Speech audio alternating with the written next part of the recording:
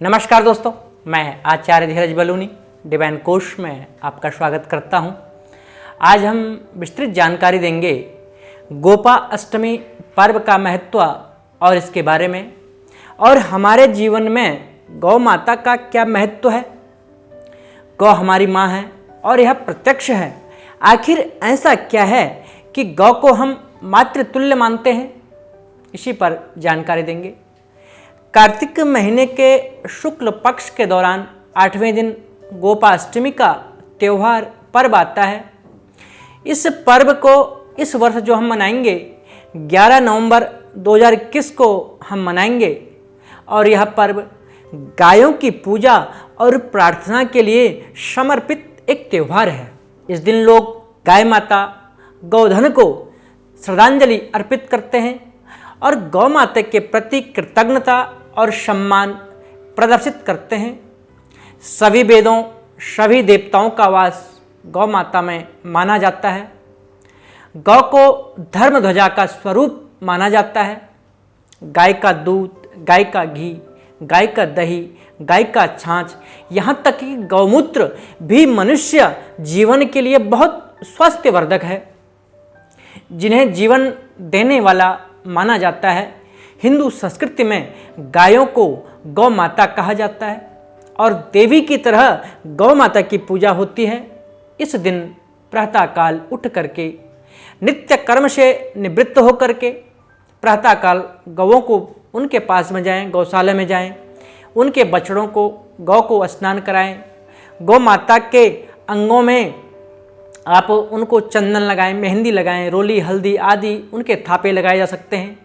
गौ को सजाएं, गौ के सींगों में आप तेल लगाएं। प्रातःकाल ही धूप, दीप, पुष्प, अक्षत, रोली, गुड़, जलेबी, जो भी खाद्य वस्त्र हैं आप गौ माता को दें। जल गौ माता के ऊपर दें। गौ माता के ऊपर एक वस्त्र भी रखा जाता है, वस्त्र भी आप रख सकते हैं। उसके उपरांत गौ माता की पूजा करके गौ माता की आरती करें और गौ के खुरों के नीचे जो रज होती है, जो धूल होती है, उसको जरूर अपने सिर पर रखें। यही गौ माता का प्रसाद है। उसके बाद आप गौ माता की परिक्रमा करें। उसके बाद गौओं के साथ में आप कुछ दूर तक जाएं, उनको चराने कुछ दूर तक ले जाएं।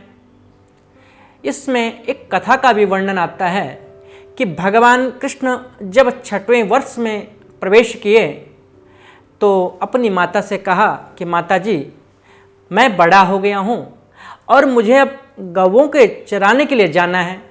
इस प्रकार से माता यशोदा कहती हैं कि अच्छा लल्ला, अब तुम बड़े हो गए हो तो ठीक है, अपने बाबा से कहो।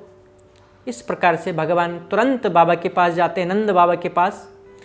और नंद बाबा के पास जब जाते हैं तो नंद बाबा कहते हैं कि ठीक है, लेकिन अगर आपको गौ चराने जाना है तो इसके लिए हमें मूर्त देखना पड़ेगा, इसलिए आप पंडित जी की व्यवस्था करो, पंडित जी को बुला करके लाओ। इस पर लल्ला पंडित जी के पास गए और पंडित जी को बोले कि आज आपको आज का ही मुहूर्त निकालना है, आज ही शुभ दिन है, शुभवार है और मुझे गौ चराने जाना है।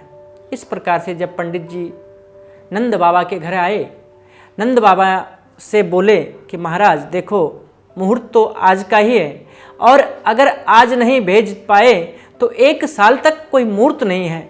इस प्रकार से पंडित जी की बात सुन करके नंद बाबा ने भगवान को गौ चराने की स्वीकृति दे दी। भगवान जिस समय कोई भी कार्य करते हैं वही शुभ और सिद्ध मुहूर्त बन जाता है। उसी दिन भगवान ने गौचारण का आरंभ किया। वह शुभ दिन थी कार्तिक मास के शुक्ल पक्ष के अष्टमी।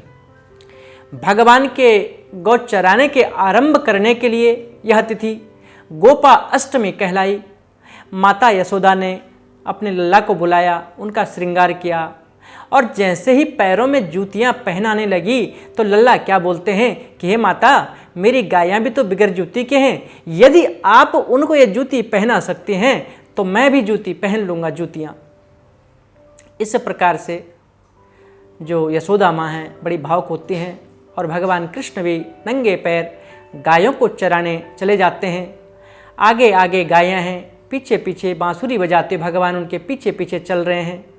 बलराम श्री कृष्ण के यश का गान करते हुए ग्वाल गोपाल जितने भी ग्वाल बाल हैं सब प्रकार से विहार करते हुए भगवान ने उस दिन वन में प्रवेश किया। तब से भगवान की गौचारण लीला का आरंभ हुआ, गौचराने की लीला का आरंभ हुआ। तो दोस्तों आज हमने आपको जानकारी दी गोपा अष्टमी के संबंध में कि गोपा अष्टमी का क्या महत्व है, क्यों अष्टमी के दिन ही हम गौ माता को पूजनीय, हालांकि गौ माता हमेशा पूजनीय है, लेकिन गोपा अष्टमी के दिन हम विशेष पूजा गौ माता की करते हैं। तो दोस्तों आज हमने इस विषय पर जानकारी दी और आपको यह जानकारी कैसे लगी हम छोटा सा आपसे निवेदन करेंगे। हमारे वीडियो को लाइक करें, शेयर करें, हमारे चैनल को सब्सक्राइब करें, बेल आइकॉन जरूर दबाएं। और आज के लिए इतना ही। नमस्कार, धन्यवाद।